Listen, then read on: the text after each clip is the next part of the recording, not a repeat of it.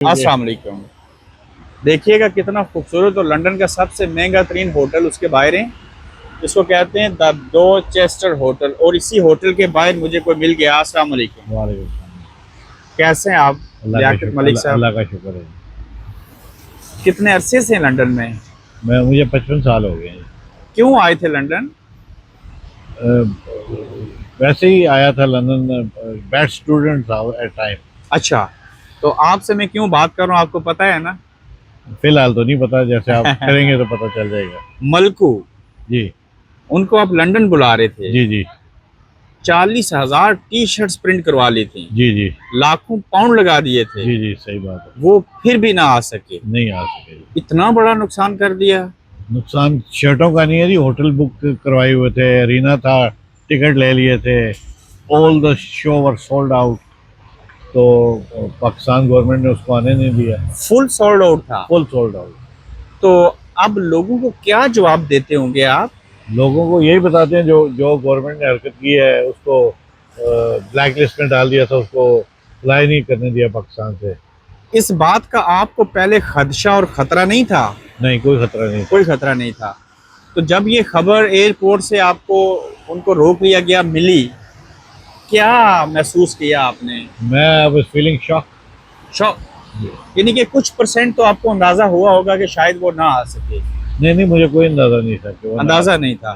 तो जहाँ पे लाखों पाउंड का नुकसान हुआ, नुकसान नुकसान होता है, तो अब तो उन्होंने गाना भी गा दिया उनकी मर्जी का। अब क्या होगा? अब देखिए क्या होगा। एक तो वो समा के टीवी के एंकर थे वहाँ लाहौर में, हाँ, उन्होंने काफ़ी कहा है जी कि ये इंडिया फंडेड है शो, इंडिया में ऐसे पैसे दे रही है। तो मैं तो इंशाल्लाह उनको सू कर रहा हूँ, यहाँ पे यहाँ पे भी कर रहा हूँ, पाकिस्तान में भी वो कर रहा बात इंग्लैंड में भी चली। हूँ। हाँ जी, उन्होंने, उनकी वीडियो है हमारे पास। जो उन्होंने कहा जी कि ये शो जो है इंडियन फंडिंग है मलकू का जो आप करवा रहे हैं, वो बात उन्होंने स्काई के ऊपर भी यूके में चलाई। स्काई के ऊपर नहीं चलाई, उनका जो समा का व्हाट्सएप सिस्टम है ना, वो यहाँ पे भी है। यूट्यूब पे, हाँ, उस पे चली। उस पे चली। तो अब मलकू साहब चाहते हैं कि वो आए यहाँ पे। मलकू साहब तो चाहते हैं आएंगे, लेकिन अभी देखते हैं क्या होता है। मलकू साहब का नाम क्या है असल में? मलकू का नाम है जी मोहम्मद,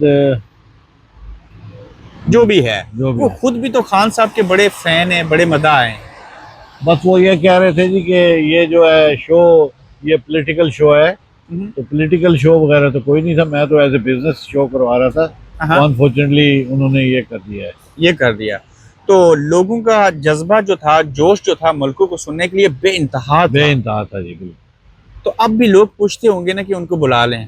लोग पूछते हैं जी, बिल्कुल, क्योंकि अब मरहम आ रही है ना आगे, तो मरहम में तो शो नहीं होता। नहीं हो सकता। लेकिन मलकू साहब ने जो दो बोल ने गाए, उसके बाद मलकू साहब मलकू नहीं रहे। सही बात है। फर्क पड़ा। काफी फर्क पड़ा वैसे है। कितना फर्क पड़ा? अब भी मुझे पता नहीं है, इससे पहले तो हमारे all the show were sold out. अब आएंगे तो तजाद होगा। तो होगा, कुछ ना कुछ तो होगा।